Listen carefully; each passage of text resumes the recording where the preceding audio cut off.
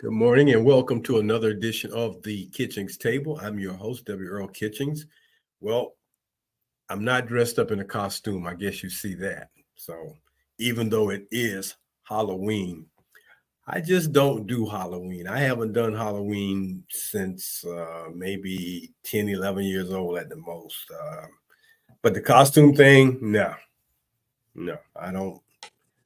I recall going to a costume party, a Halloween party one time when I was a young adult and I did put on a so-called costume. I was dressed up like a softball player. And immediately after that party was over, and it ended about 1 o'clock in the morning, I got on the road and went to Tallahassee, Florida for homecoming. So people kind of thought I was crazy because I had glitter in my hair, had glitter on my face. They thought I was a little crazy, but I didn't care. It's like it's homecoming. Who cares? So that's my little spiel about costumes and dressing up. But joining me as usual in her costume today is my co-host Ronleen Kennedy. So I'm gonna let her explain her costume to you today because I'm not going to try to make heads or tails of that. I'm gonna just let her explain. Ronleen, good morning. Good morning. Thank you, Earl. We're going to be doing Black History acknowledgments later, and the person that I chose to do it was on Richard Arnold Roundtree.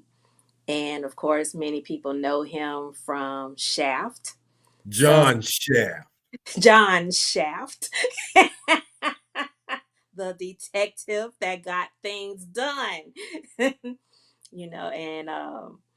because of that, I decided, okay, well, I always thought he was cool and the outfits, and being that Earl is bringing us such of a great presentation today dealing with costumes. I say, hey, let me see, can I dress up my look for today? Put a little style in it, like Richard Roundtree would have done. I see. I think the hat is what's drawing all the attention. Yes, I think the and hat draws all the attention. yeah, Yeah, yeah. So yeah, yeah. I guess those are sunglasses too, right? they are. Okay, all right. So she's being COOOL today. Very cool. Yes. She's being real cool today. So, okay. So our topic for today is what's in a costume. What's in a costume? And this does not have any direct connection to Halloween and the costumes that we normally see people dress up in. It just has to do with costumes in general and where we get to see costumes used throughout what we view and see. So I found this to be quite interesting because costumes, as we know it, are pretty much seen in movies and in TV shows. And although a lot of the TV shows don't particularly look like the costumes that we may see in some movies, you have to have certain eras of time in order for costumes to really stand out. But if you're doing something in today's world and today's time, it even though they're dressed in clothing and the people on the sets call them costumes, they don't really look like costumes. They just look like normal clothing. And that is what happens when you're doing shows in today's era, in today's time. But anything else in another genre, in another age, in another era of time, uh, going back, anything back to the 60s and newer, maybe the 80s and newer, because the 80s were defined as the disco age. And I pray that that age never comes back. The clothing of the 70s, uh, early 70s through the disco era, at least for the men, I can't speak for the women. They've found ways to make some of the costumes or outfits for the women fashionable again, specifically the platform shoes. But for men, I pray that platform shoes for men never, as Chris Tucker would say from the movie Friday, never, never, never, never, never come back. Never.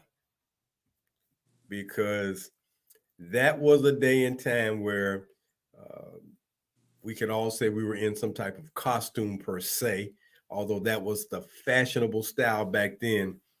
And of course, as those of us who lived through that era like to say, don't put a match or anything of a flame close to the clothing because polyester burns real fast. So don't get near me. Some flame. It doesn't take much for that polyester to just catch. So we don't want to do that again. But those platform shoes for men, no, we're not ever, except for a costume party, we're not ever bringing that back. And those were some difficult times. However, Ronleen, for those of us who went to school in Tallahassee, Florida, who had to walk the campus of Florida A&M University, knowing that that campus is hilly. It was you still look cool walking around in the campus in those platforms or up and down those hills.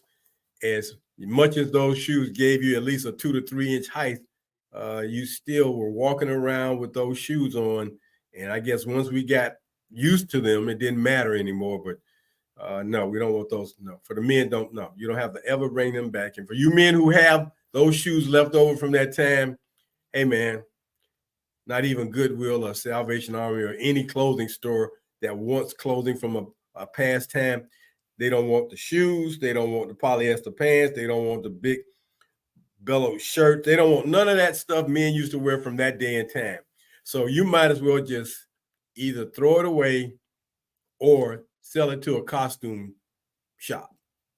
So anyway, costumes. What is a costume? What really defines what a costume is? And based on the definition we found, it says the distinctive style of dress or cosmetic of an individual or group that reflects class, gender, profession, ethnicity, nationality, activity, or epoch. In short, a costume is a cultural visual of the people. So if you saw the cultural visual of us from the early 70s, like 71, 72, through the 80s when they had disco, yeah, I'm gonna classify those as costumes now because there were some clothing styles, some colors, some fashions that, man, they definitely could be called costumes. And the term is also traditionally used to describe typical appropriate clothing, typically appropriate clothing for certain activities. Well, what do you call it when it's just the standard of dress? And that's what you wear to certain activities, no matter what, because that was the style of clothing you were wearing. And, bell-bottom pants and the elephant leg pants, the big flare pants. I mean, those were all fashionable things. They had to hit just right on those platform shoes. I mean, there's some stylish things going on. However, style for me nowadays consists of wool or wool blend slacks, cuffed bottoms, and pleated fronts for slacks. That's a standard for me. If you catch me in a flare pants, it's because I'm playing golf. But if it's not something other than that, my costume is not flared bell bottoms, whatever you want to call them, pants, straight leg pants, because that is not what I wear now. So anyway, costumes consist of riding costume, swimming costume, dance costume, evening costume. It's appropriate or acceptable costumes, changes in fashion, things of that nature. Fashion. Those could be costumes to a degree. So those are where the items line up. And then, of course, Ronleen, do you know what they call the stores where hats, that's the only thing they sell in a store or hats. Do you know what they call those stores? No, I thought you were gonna ask me something else, but just the hat store? No, I don't know. So what did you think I was going to ask you? I was thinking the first answer was gonna be a boutique, but that's not that for the hats. Well, that's boutique. That's where women go buy clothes. Men don't Oh, have boutiques. okay. We have men clothing stores, but no boutiques. Okay. But the place that strictly sells hat would be called a haberdashery. Oh, pronounce that again. Haberdashery. You Okay. know, you buy hats from a haberdashery. They take a hat, and most of the time we don't know what a hat looks like when they first have it. They put it on like a mold and put some steam and heat to it and form it and break it in like the hat you have on. The crown part of the hat where you have the little indentations on the top. Well, if you knock those out, yeah, there you go. If you knock those out, it'll be like a big dome, but then they foam it inside and make it stay like that. And we see a lot of foaming of hats, specifically with cowboy hats. A lot of hats are formed, I'm sorry, with cowboy hats. And those hats definitely, definitely have their own unique style. And unless you are really into the Western wear, you're not going to see too many cowboy hats in a place like Chicago or New York. But if you go to Dallas or Houston or someplace in the Southwest, even if you come to some parts of Florida where there may be rural areas for farming and or cowboying, you will see that. So they take those hats and they form them up. But anyway, that's where you will find hats. So you talk about clothing stores and apparel stores, and when we were coming up, there were a lot of men clothing stores that had some very unique names, and there were some outfits that had some very unique names. And you would go from store to store. I mean, looking for clothing so that would wear to school or wear to work and things of that nature. Other than polyester, there was a outfit or clothing called silk and wool, which was a very fashionable, or shark skin, which had a very shiny look to it. But these were all things that, to some degree, you could almost say costume. But anyway, getting back to the costume issue, in etymology is a word that comes from an Italian word that's inherited from France, and it means fashion or costume, etymology. So, you have these kind of things. And um, then I'm looking at something that talks about uh, intimate female costumes being called millineries or corsetteries, like the corset. Then we get into the national costumes that you'll see from countries. So, Japan has the kimonos, Turkey has what they call a zabek, Scotland has a kilt, and so on and so forth. So depending on a specific country, they have specific clothing that they wear.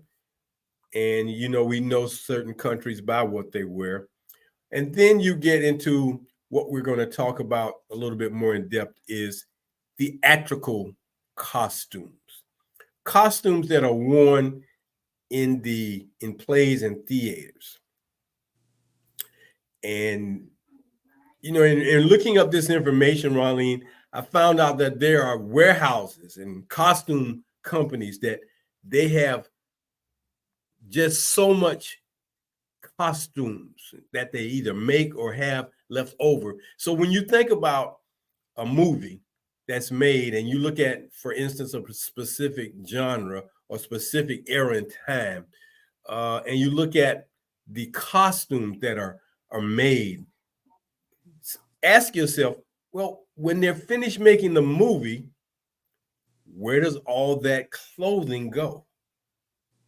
And it goes to these large warehouses or costume houses that basically rent out costumes to people who want to either use it for another show, another theater production, another play, or they use it for costumes for events.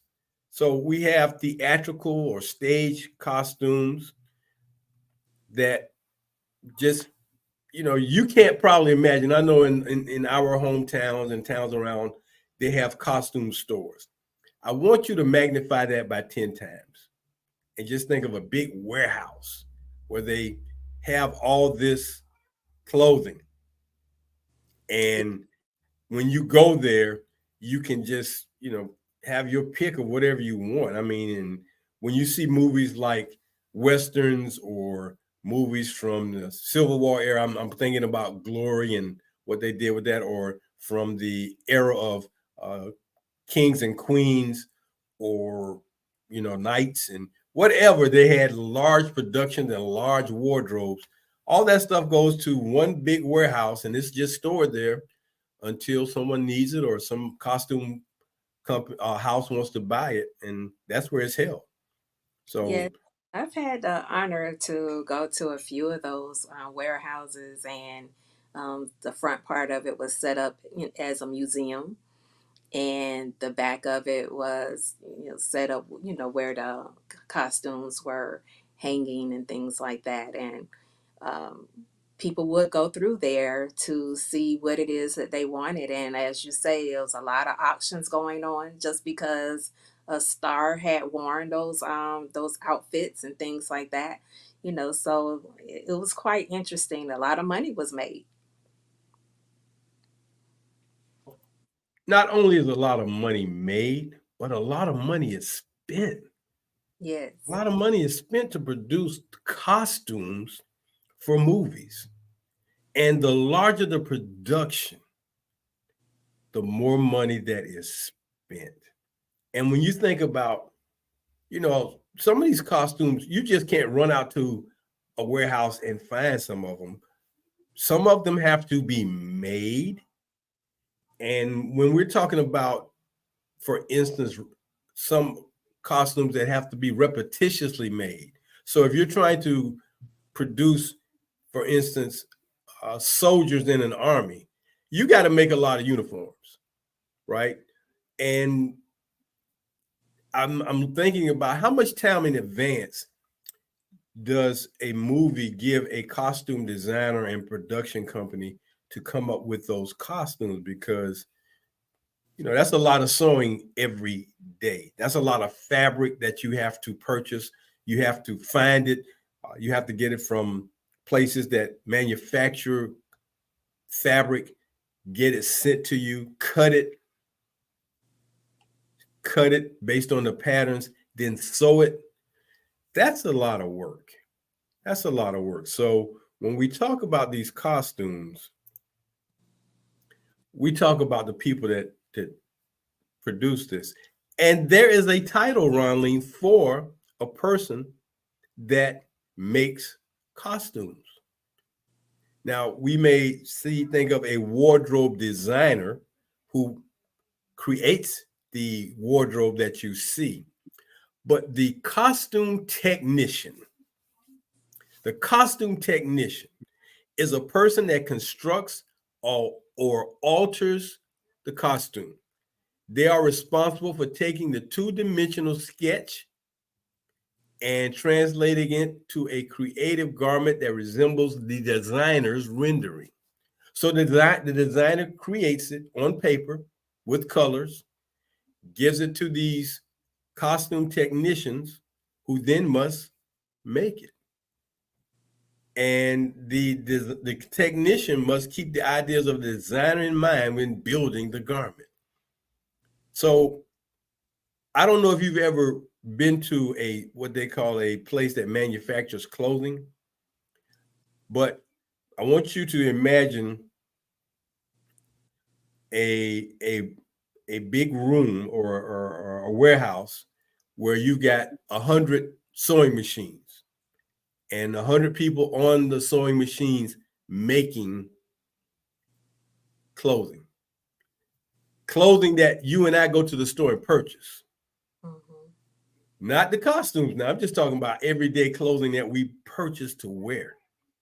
That is a job and an industry that cycles year in and year out.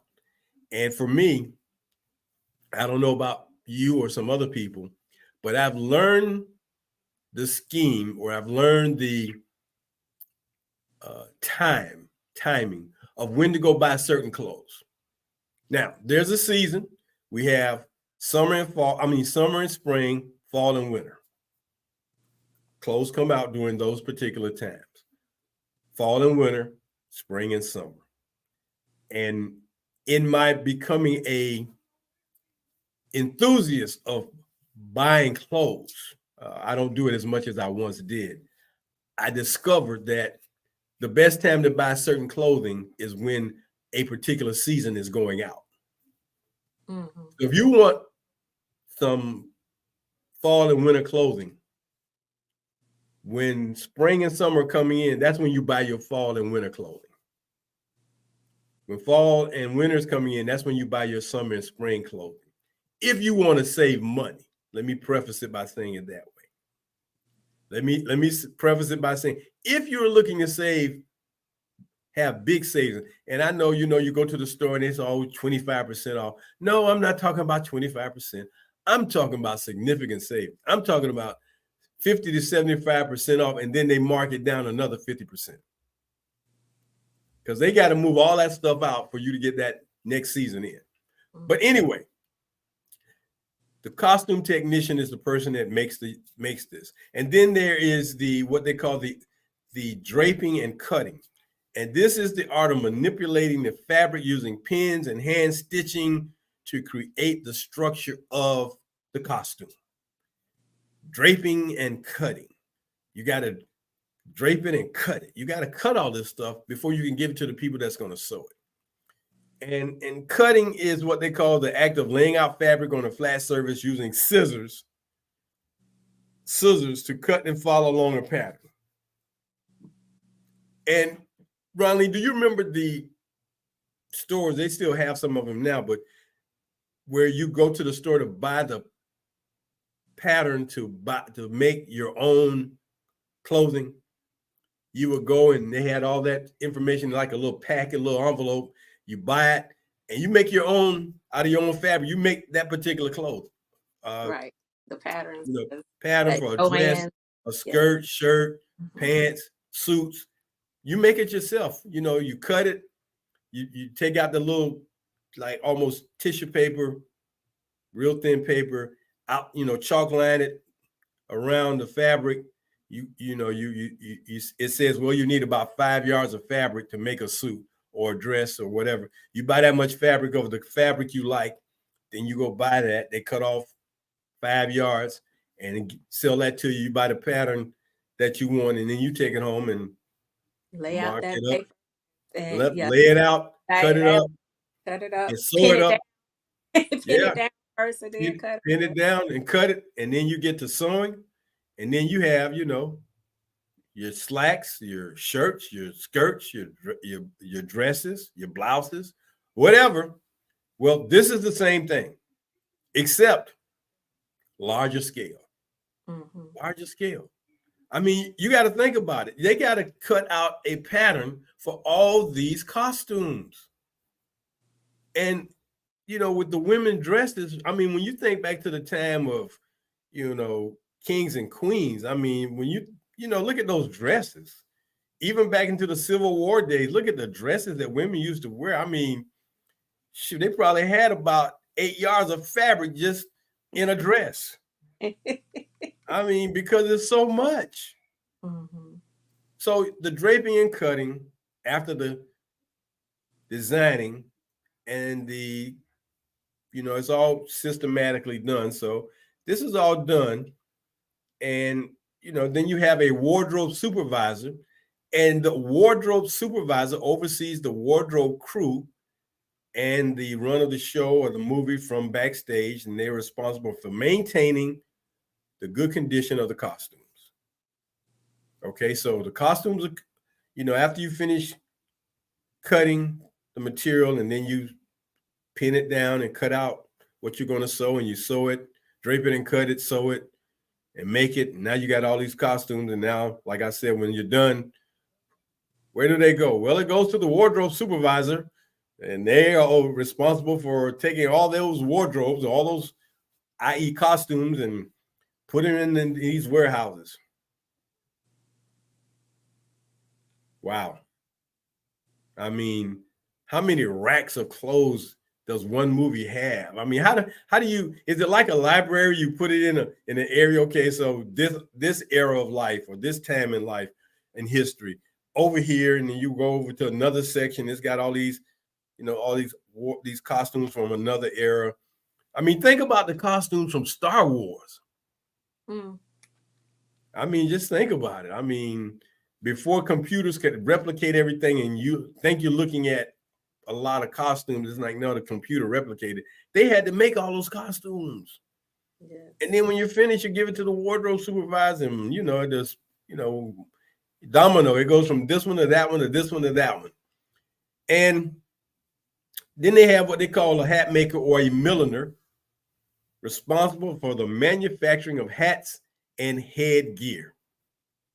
Hats and headgear. So anything that's worn on the head, somebody has to make it.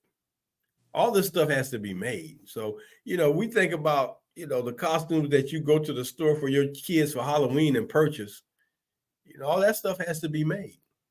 And again, you go to these warehouses and these companies where that's all they do.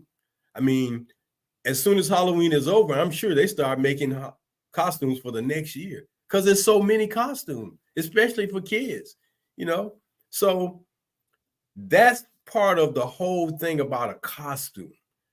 And, they're used for festivals and Mardi Gras, and, you look at costumes for ghosts and vampires, angels, Santa costumes, elves in these movies. I mean, whenever you see it, just think about how much went into making that particular costume. I mean, it is phenomenal. It is just a phenomenal business. So after we come back from our break, we're going to delve into some of the top Black costume designers, especially the one who has won an Academy Award for her costume designs. The first ever, because once again, this was an industry where, as usual, Blacks have been shut out, minimized. You can't do it. You're not allowed, whatever you want to call it. But times have changed. So we're going to take this break and let you know that this is the Kitchings Table. Join us every Tuesday morning here on YouTube or whatever your platform may be that you find us. We ask that you join us so that you can get a little bit of information, tidbit, or sometimes a table full of information that you can utilize to trivia someone or just have more knowledge of things out here in the real world and, be more knowledgeable. That's what we're trying to do, that we're wanting to bring you on a regular basis, week to week. So my co-host, Ronleen Kennedy, and I are here to do that for you each and every Tuesday morning, starting at 10 o'clock. We got a little delayed, and technology does have a part in some of this, but that was our issue this morning. But we got past it, and we're bringing this to you. So join us Tuesday mornings here for the Kitchings Table. I'm your host, W.R. Kitchings. My co-host in her fashionable hat and sunglasses. If you see her, that's Ronleen Kennedy. She's portraying her Halloween costume for the day. Well, I would say that's enough said about that. So now we talked about costumes, costume designers, costume manufacturers, the people who make it, who take care of the costumes. So now, 6 Black costume designers who influence what we watch and wear today. And you might be like, okay, so what's the significance of that? Well, again, when we talk about how the number of Black films, how the number of film production companies are starting to see more Black people run them, more film directors, more film producers, executive producers. As they come up with these films, they have to come up with these costumes.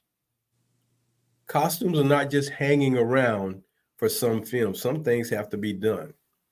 And the costumes in the movie, the iconic movie, the Black superhero movie, and I'm talking about traditional superheroes, not our heroes that Ronlene is going to share with us later on today, but the superheroes, because there's a hero and then there's a superhero.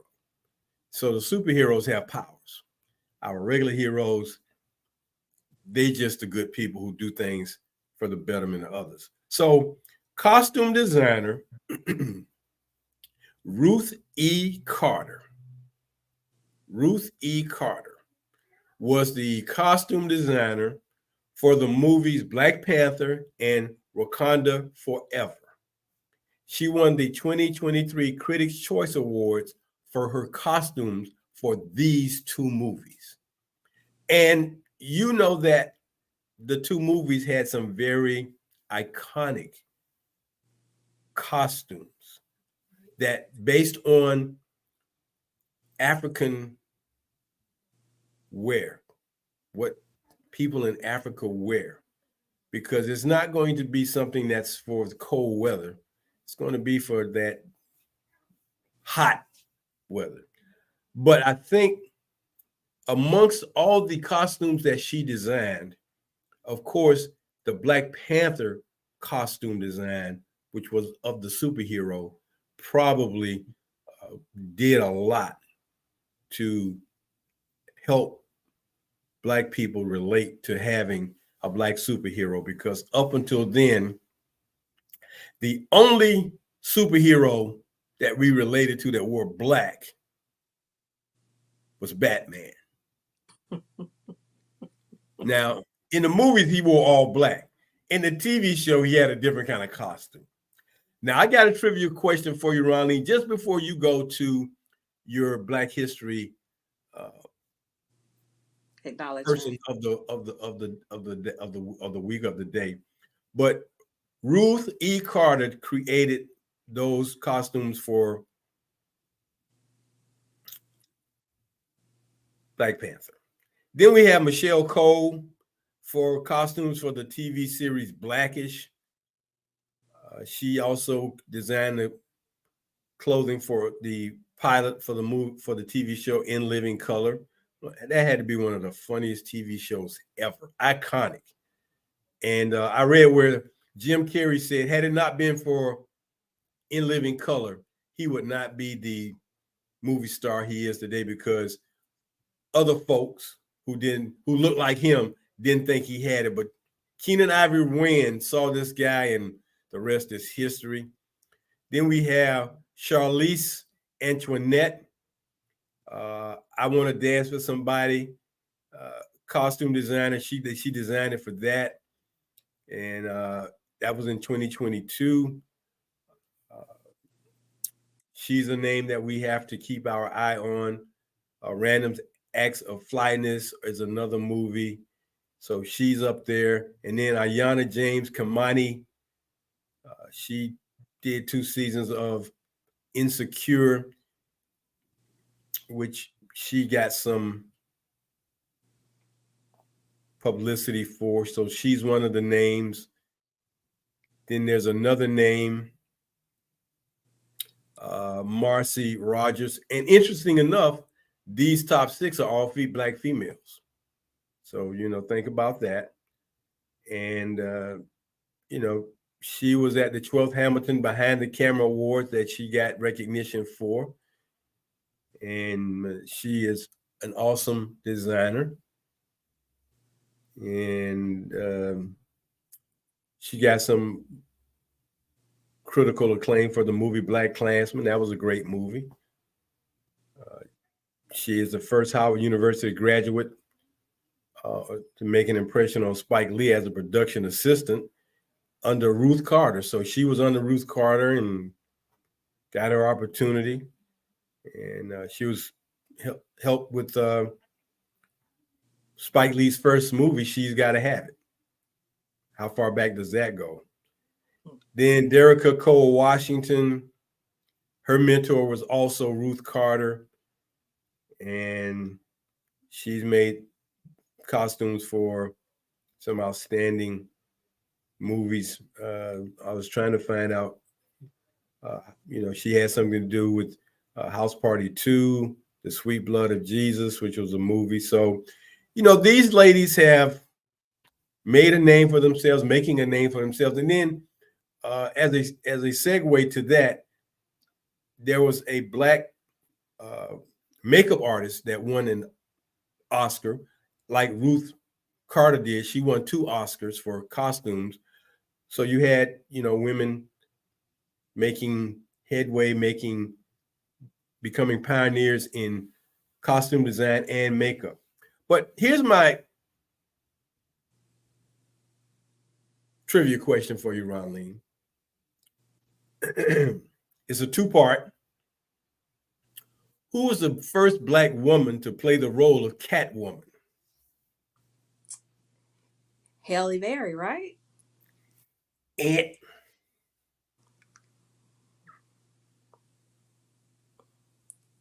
Oh, Eartha Kitt. oh my goodness, you are phenomenal. Oh my goodness. You knew the answer. Okay. Eartha Kitt, baby. Eartha Kitt, the original The original. Catwoman on the Mhm. Batman TV series from 1966.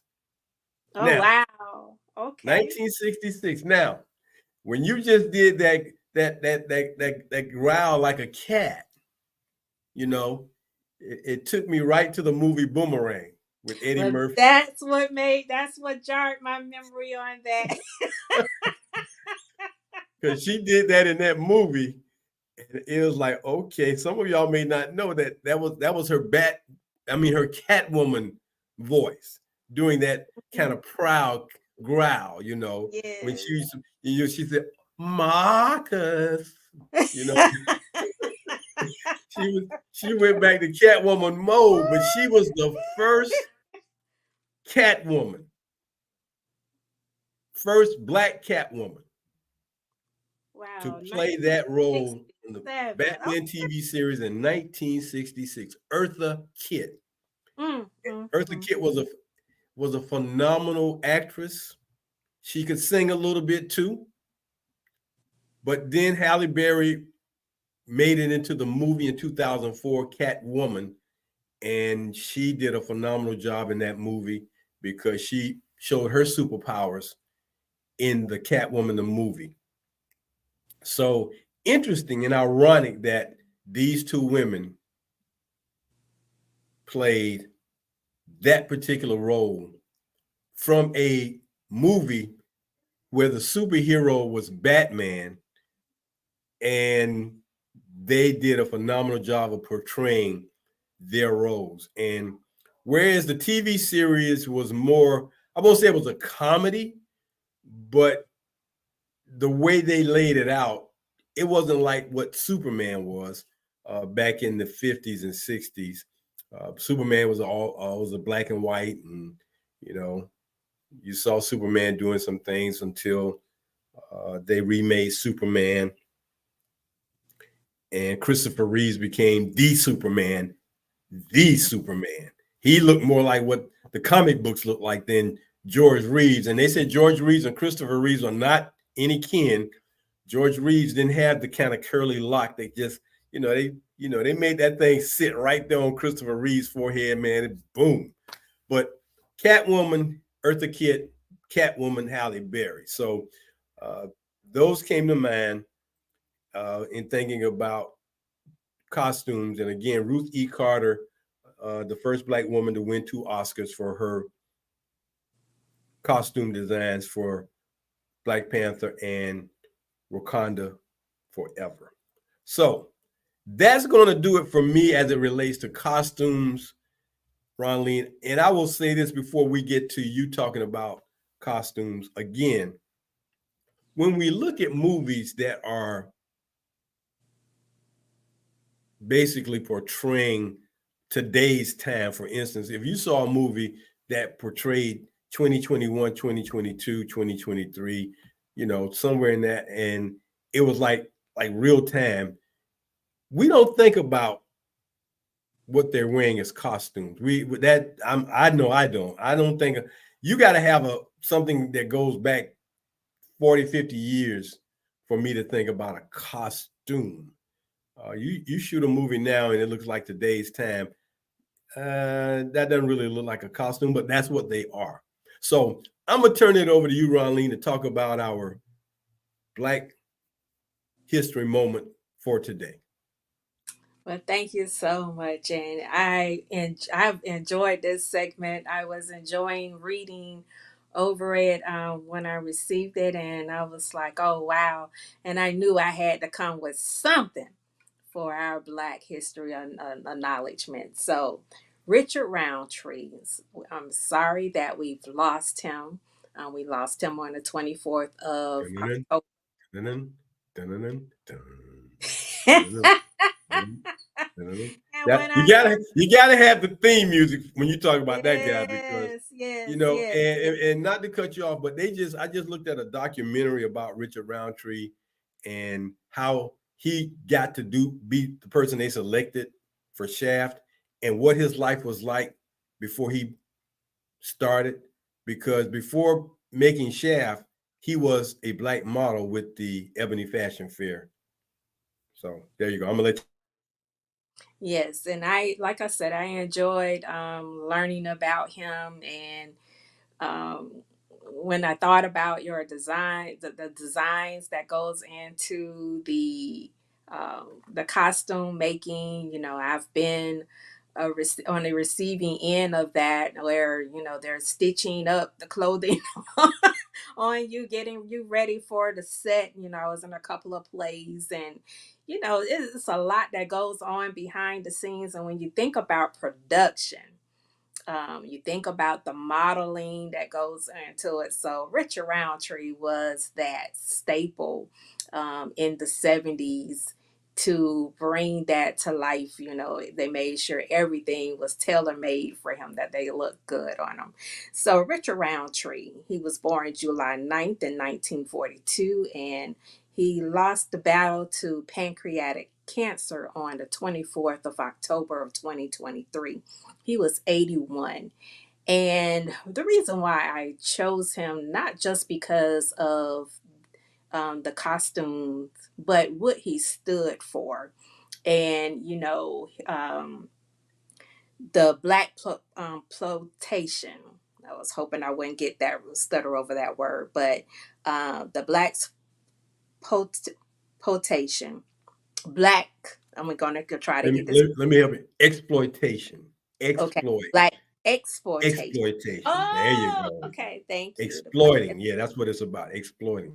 Okay.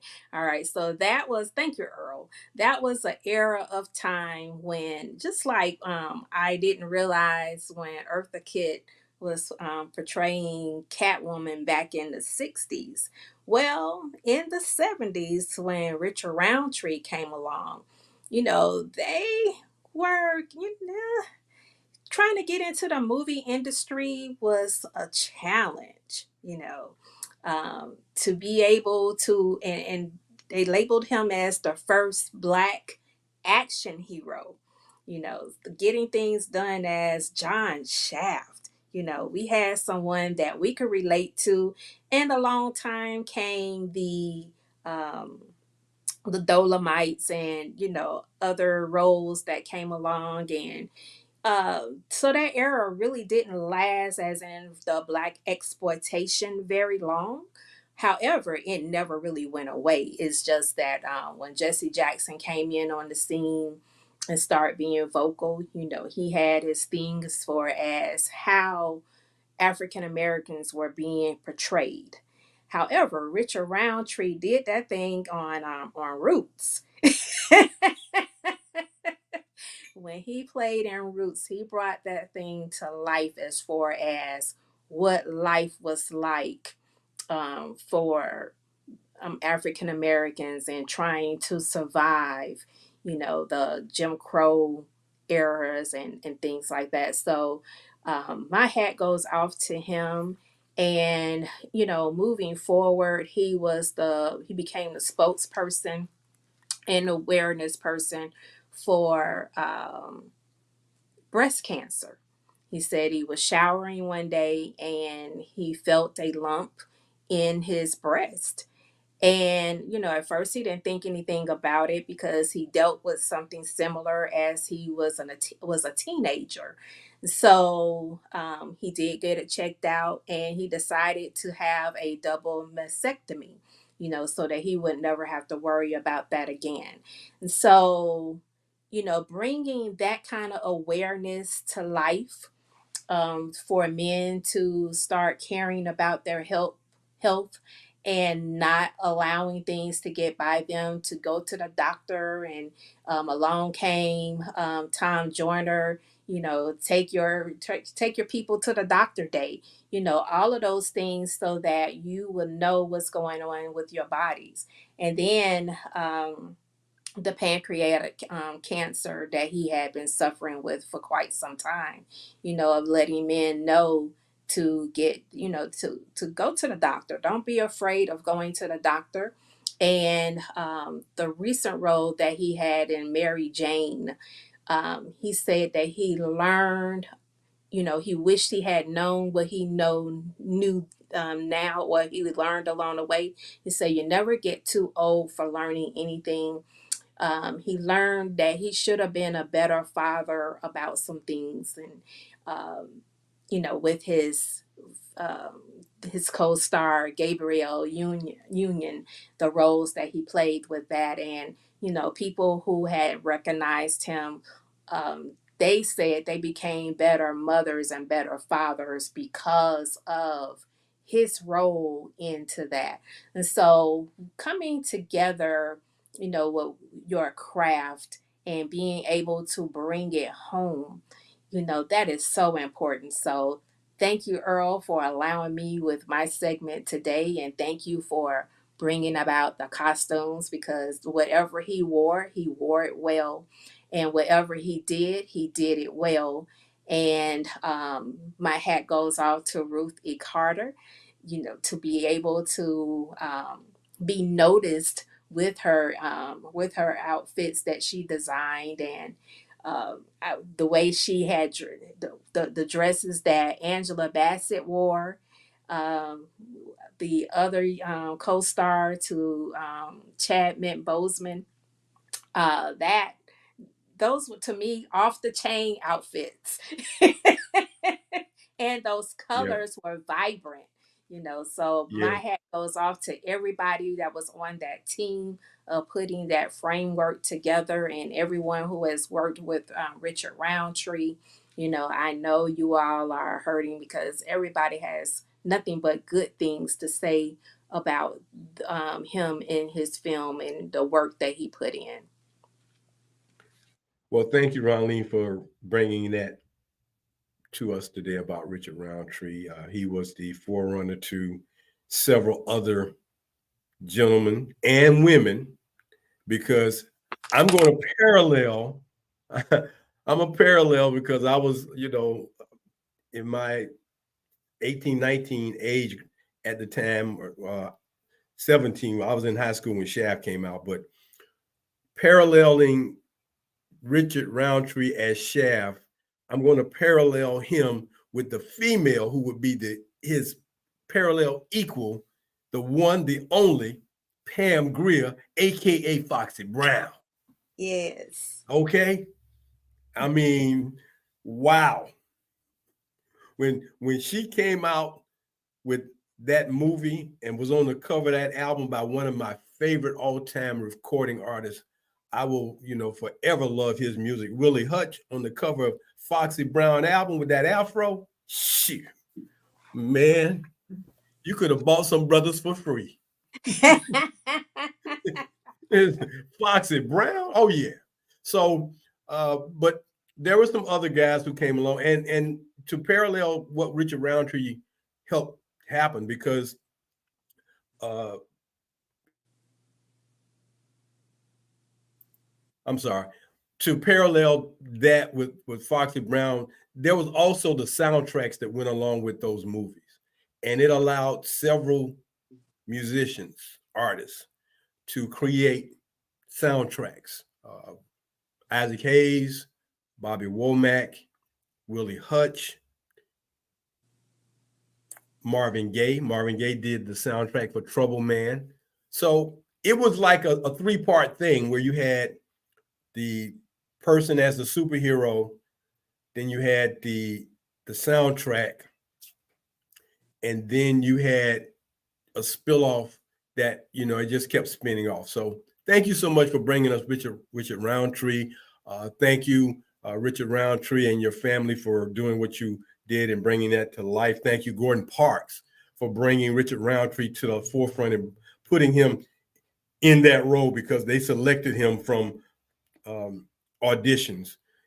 Thank you, Isaac Hayes, because Isaac Hayes wrote the soundtrack, and what came out in the documentary about Richard Roundtree was that the music was there, but there were no lyrics to the theme song of Shaft.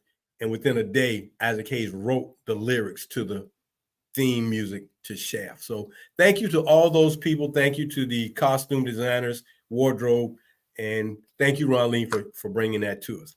That's going to do it for us today on this Halloween Day 2023. Hope you enjoyed the costumes piece that we brought you today. Until next time, when you can join us here, 10 o'clock on Tuesday mornings, I'm W. Earl Kitchings for Ronleen Kennedy. As we always say, do something good for somebody else today. Take care. Boo.